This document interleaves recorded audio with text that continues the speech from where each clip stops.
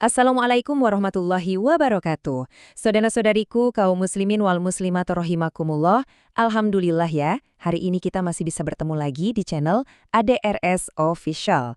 Nah, Ramadan kan udah selesai ya. Sekarang ini waktunya kita buat renungan bareng-bareng. Bukan buat nyesel, tapi lebih ke introspeksi diri. Pertanyaan besarnya nih, setelah sebulan penuh kita digembleng, apa sih yang benar-benar masih nempel dari Ramadan di diri kita? Coba deh, kita jujur-jujuran sama diri sendiri ya. Semangat ibadah yang dulu kayak api membara pas Ramadan, sekarang gimana? Masih nyala terang? Atau jangan-jangan apinya udah mulai redup? Udah mulai jadi bara doang nih seiring bulan baru? Terus, soal bangun malam nih, gimana kabarnya? Masih sempat nggak buat sholat walaupun ya sebentar aja? Atau jangan-jangan alarm subuh sekarang malah jadi musuh bebuyutan yang seringnya kita pencet snooze terus tidur lagi? Gimana sama tadarus Al-Quran? Mushafnya masih sering dibuka nggak? Atau, jujur aja nih ya, tadarusnya pindah ke media sosial. Scrolling berjam-jam nggak kerasa waktu habis gitu aja. Dan yang terakhir, soal sedekah. Tangan kita masih sering enteng buat ngasih, kayak pas Ramadan kemarin?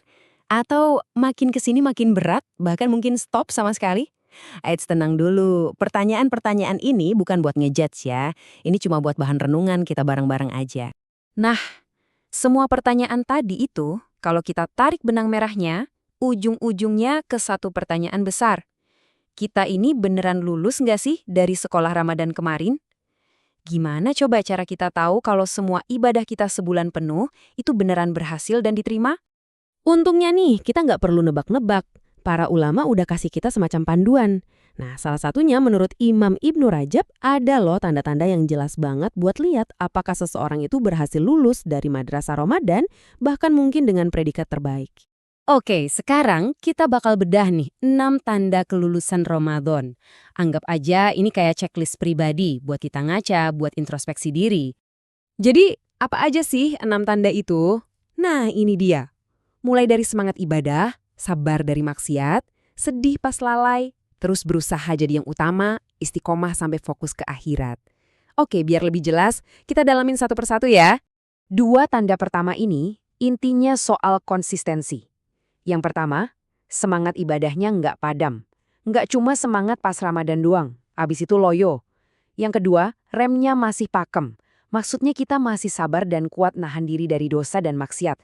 Ya, bukan berarti kita jadi suci tanpa salah, tapi usahanya itu loh yang terus ada. Nah, tanda yang ketiga ini unik banget, yaitu kita jadi gampang baper. Tapi bapernya beda. Kita jadi sedih bukan karena kehilangan duit atau ketinggalan tren, tapi sedih karena kelewat satu amal soleh. Ada rasa nyesel dan rugi banget gitu. Pas sadar, kita kehilangan momen buat deketin diri ke Allah. Lanjut, tanda keempat. Selalu berusaha jadi orang yang paling utama. Paling utama itu gimana sih maksudnya?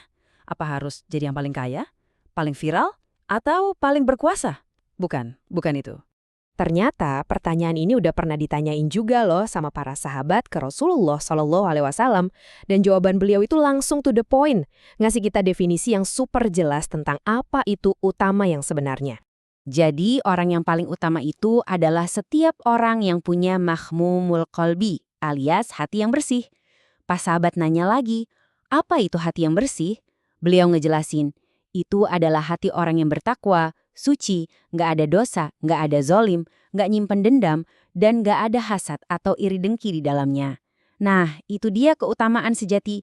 Nah, dari hati yang bersih inilah lahir dua tanda terakhir. Yang kelima, jadi istiqomah, konsisten ngikutin syariat Nabi. Dan yang keenam, ini yang paling penting, prioritas hidup kita jadi berubah. Orientasinya tuh jadi akhirat. Jadi lebih mentingin akhirat ketimbang dunia. Kalau kita perhatiin, semua tanda tadi itu akarnya satu, hati yang bersih. Ya, inilah indikator sesungguhnya. Tanda apakah amal kita di Ramadan kemarin benar-benar diterima sama Allah atau enggak.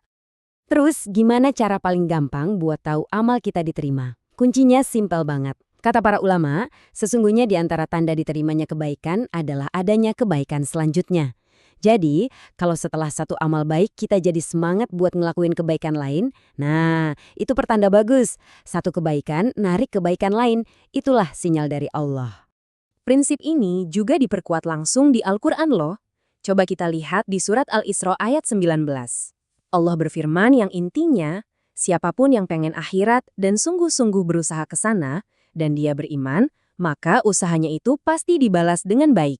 Ini janji Allah, dan janji Allah itu pasti.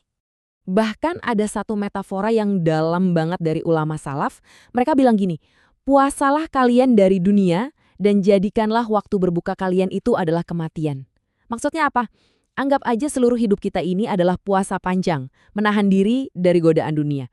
Dan lebaran kita yang sesungguhnya, ya saat kita nanti bertemu Allah. Ujung-ujungnya dari semua renungan kita ini, kuncinya cuma satu, menjaga istiqomah, menjaga konsistensi. Jadi setelah kita ngaca bareng-bareng kayak gini, langkah selanjutnya ya tentu aja berdoa minta kekuatan sama Allah dan terus berusaha. Yuk kita sama-sama berdoa. Ya Allah, kami mohon jagalah keistiqomahan kami di bulan Syawal ini dan bulan-bulan setelahnya, sama seperti kami berusaha di bulan Ramadan kemarin. Berikan kami semua kesehatan, kekuatan, keselamatan, dan rizki yang luas lagi berkah. Amin ya robbal alamin. Dan sebagai pengingat terakhir yang simpel tapi penting banget, jangan lupa sedekah. Teruslah berbagi karena itu salah satu bukti nyata dari hati yang bersih. Terima kasih atas perhatiannya. Mari kita tutup pertemuan ini dengan doa kafaratul majlis. Subhanakallahumma wa bihamdika, asyhadu an la ilaha illa anta astaghfiruka wa atubu ilaik. Wassalamualaikum warahmatullahi wabarakatuh.